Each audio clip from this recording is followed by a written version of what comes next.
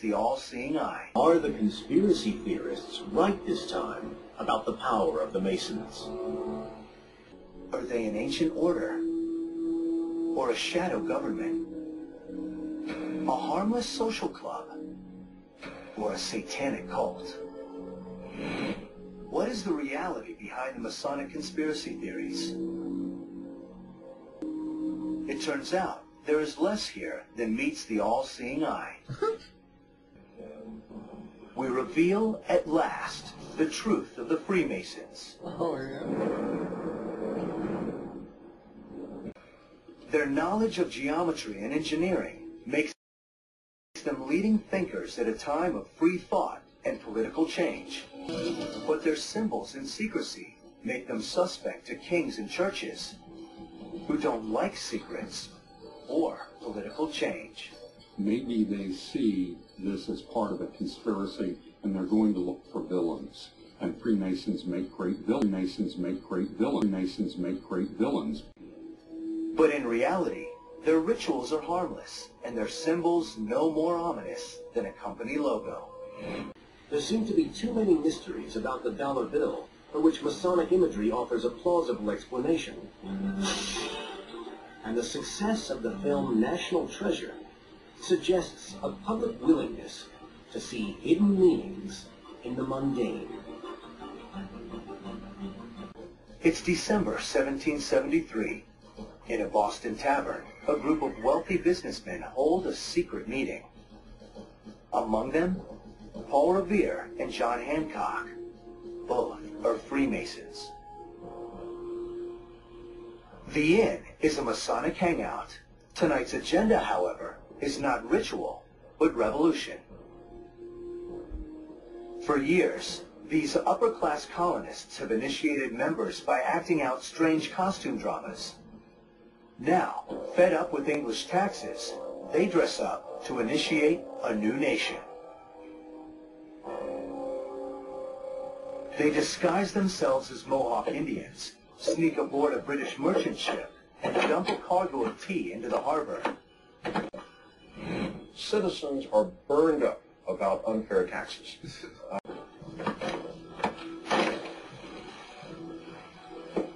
This act of sabotage becomes known as the Boston Tea Party. They're going to take the tea and throw it in the harbor. Of course, it's widely held to be a Masonic event.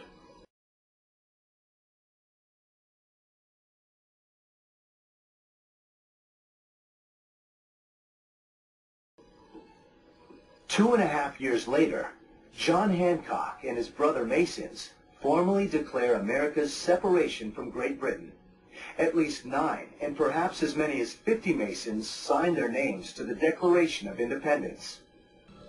Without the Masons, there may never have been an independent America. But conspiracy theory holds that this government is not just dominated by Masons, but is controlled by them in secret. They even model their capital city on the cryptic geometry of the Masonic craft.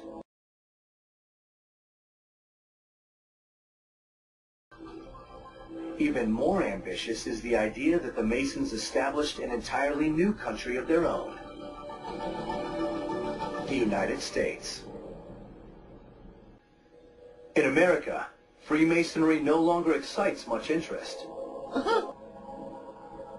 Masonic icons appear throughout the bricks and marble facades of Washington. Even the laying of the cornerstone of the U.S. Capitol was overseen by George Washington, dressed in full Masonic regalia. The gavel in American courtrooms comes from Masonic tradition.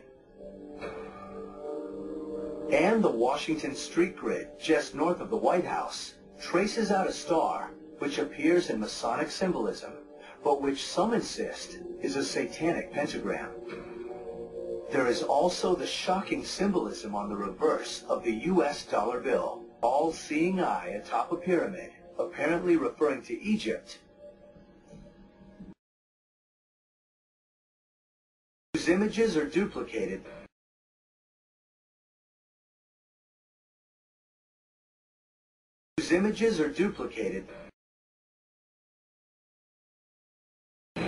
whose images are duplicated throughout the U.S. Capitol.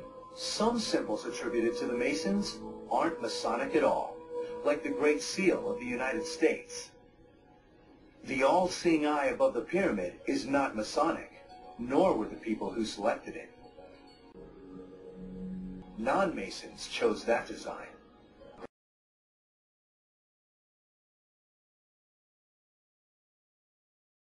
Likewise for the satanic pentagram supposedly formed by the streets of Washington. There are some conspiracists that believe that the Freemasons made some kind of satanic symbol just north of the White House with a pentagram. But the pentagram's not even complete. Rhode Island Avenue doesn't go all the way to Connecticut. If we're so darn powerful, how come we couldn't make a complete star? The pyramid is unfinished. If we're so darn powerful, how come we couldn't make a complete star? The pyramid is unfinished because it signifies a solid foundation for a country that's always a work in progress, but which some insist is a satanic pentagram. So despite being at the root of so much dispute, the symbolism hidden on the unused reverse of the Great Seal made it onto the dollar bill through the actions of Henry Wallace, and one of the most powerful Freemasons of all time, the 32nd President of the United States, Franklin Delano Roosevelt.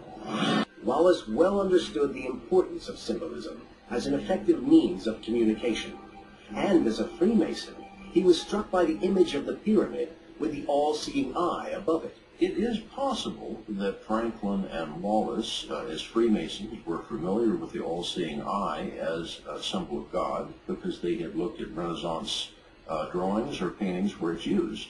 But for whatever reason, they may have thought it as an appropriate symbol of God.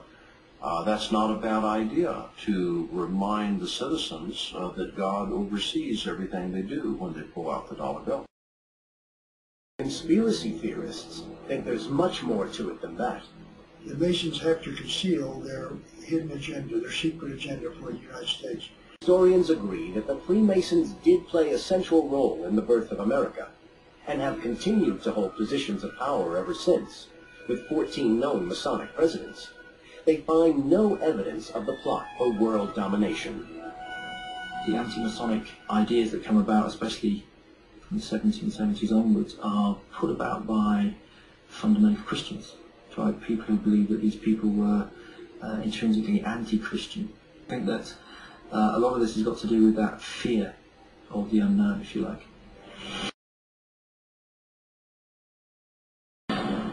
Conspiracy theorists believe it is a covert declaration of intent from the Freemasons.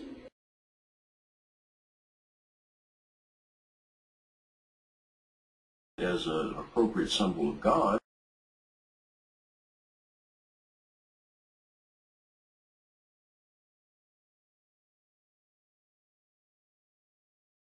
as an appropriate symbol of God,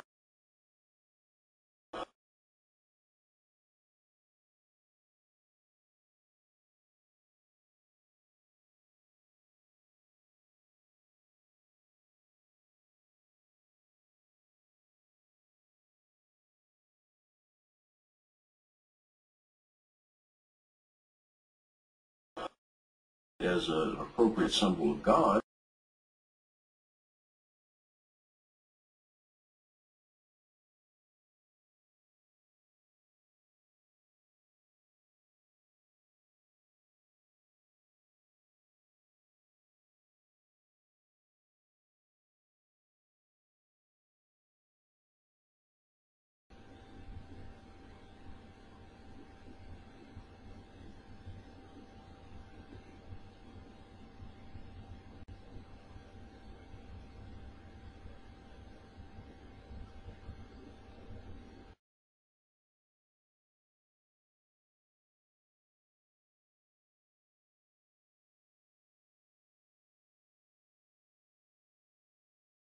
There seems little doubt that the imagery of the dollar bill holds important clues, but whether this was ever part of some broader Masonic conspiracy remains a mystery.